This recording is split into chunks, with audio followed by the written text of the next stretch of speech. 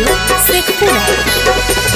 बोला जी पापा कैलियो कौन कसुरवा जी अजी, बोला जी पापा कैलियो कौन कसुरवा जी अजी, काहे खातिर भेजहो हमरो ससुरवा जी अजी, काहे खातिर भेजहो हमरो ससुरवा जी अजी, काहे खातिर भेजहो।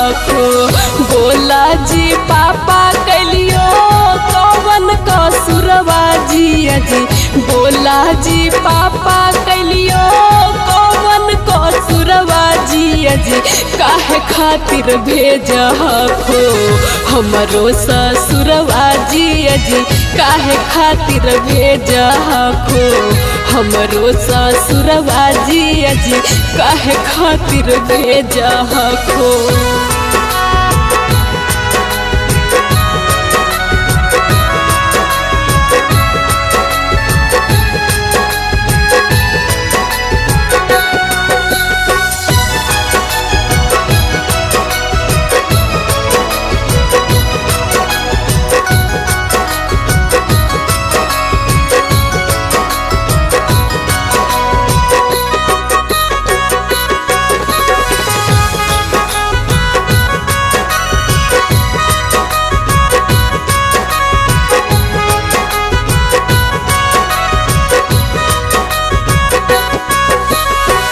बचपन से रखलो हमारा फूलवा के जैसन, आज काहे करहखो दुश्मन के जैसन।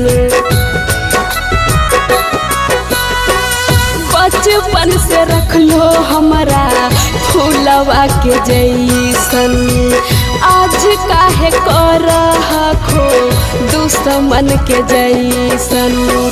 मुहमा पर डाल के पापा हमरो हरवा जी अजी, मुहमा पर डाल के पापा हमरो हरवा जी अजी, काहे खातिर भेजहो हमरो ससुरवा जी अजी, काहे खातिर भेजहो हमरो ससुरवा जी अजी, काहे खातिर भेजहो।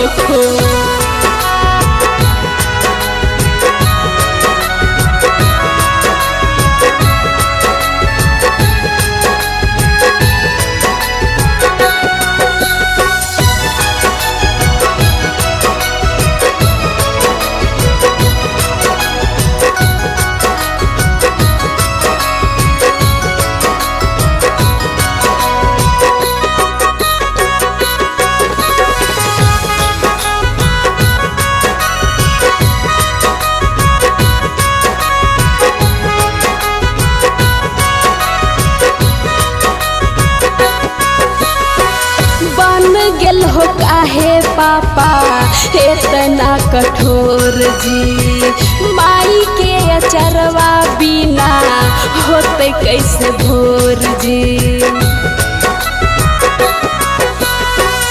बन गेल हो काहे पापा इतना कठोर जी, माई के अचरवा बिना होते कैसे भोर जी। दुआरा पर लाके साचो डोलिया कहरवा जी अजी, दुआरा पर लाके साचो डोलिया कहरवा जी अजी, काहे खातिर भेजहो हमरो ससुरवा जी अजी, काहे खातिर भेजहो हमरो ससुरवा जी अजी, काहे खातिर भेजहो।